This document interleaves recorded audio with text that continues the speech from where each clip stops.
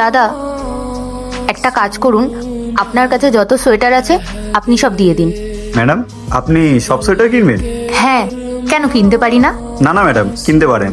আমার স্টকে 150টার মতো সোয়েটার হবে। ঠিক আছে, আপনি তাহলে সবগুলো প্যাক করে দিন। ম্যাডাম, একটা কথা জিজ্ঞেস করবো? হ্যাঁ বলুন। বলছি, আপনি এতগুলো সোয়েটার কিনছেন, এমন না তো যে আমাদের থেকে কিনে অন্য কোথাও বেশি দামে বিক্রি করে দিচ্ছেন? না না দাদা, ভগবানের আশীর্বাদে আমার কাজ অনেক ভালো চলছে। তাহলে এত সোয়েটার নিয়ে কি করবেন? আমি প্রত্যেক মাসে ইনকাম থেকে কিছু অংশ কাউকে দিই, সেই জন্য। কিন্তু ম্যাম, ইনকামের ভাগের দান, সোয়েটার, আমি কিছু বুঝলাম না। আসলে দাদা, মাসে ইনকাম থেকে আমি কিছু অংশ মন্দিরে দান করি ঠাকুরের নামে। কিন্তু জানেন, আগের মাসে না আমার সাথে কিছু অদ্ভুত হয়েছে। কি হয়েছে? আমি প্রতি মাসের মতো আগের মাসে মন্দিরে গেছিলাম, আর বাড়ি ফেরার সময় আমার এক ভিখারির সাথে দেখা হয়েছিল। উনি আমাকে বলেছিল, ম্যাডাম কিছু খেতে দিন না, খুব খিদে পেয়েছে। তো তাই জন্য আমি ওনাকে 100 টাকা দিয়েছিলাম, দিয়ে আমি বাড়ি চলে এসেছিলাম। আর ওই রাতে ভগবান আমার স্বপ্নে এসেছিলেন। উনি আমাকে বললেন, মা, এই মাসের অংশ পুরো 100 টাকা আমি পেয়ে গেছি। জানেন, আমি কিছুই বুঝতে পারছিলাম না।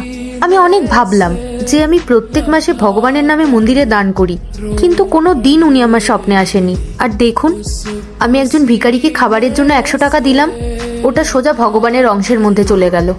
আর আমি তখন রিয়েলাইজ করলাম, আসল দান ওটা না যেটা আমরা মন্দিরে দিয়ে আসি। আসল দান ওটা যেটা কোনো গরিব মানুষের প্রয়োজনীয় জিনিস দিয়ে তাকে হেল্প করা হয়।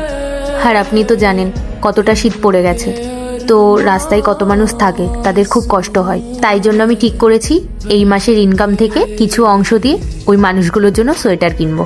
ম্যাডাম, আপনার মতো মানুষ এই পৃথিবীতে সত্যিই খুব কম দেখা যায়। আর এই কথাটা তো সত্যি যে ভগবানের আমাদের দেওয়া প্রণামীর কোনো দরকার নেই। আর আমরা কে ভগবানকে দেওয়ার? আসলে আমাদের কাছে যা আছে সব তো ওনারই দান। আর এই জন্য তো ভগবানকে দিন দয়ালও বলা হয়। সত্যিকারের দান তো তাকেই বলে যেটা গরিব মানুষের প্রয়োজন মেটায়। হ্যাঁ দাদা, আপনি একদম ঠিক কথা বলেছেন।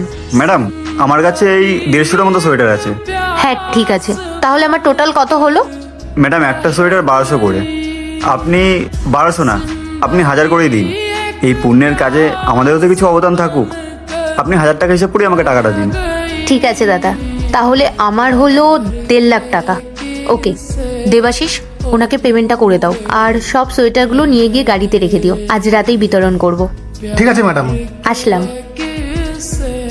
দাদা, এই যে টাকাটা। ঠিক আছে, আমি সোয়েটারগুলো গাড়িতে তুলে দেওয়ার ব্যবস্থা করে দিচ্ছি। ঠিক আছে দাদা, আসলাম।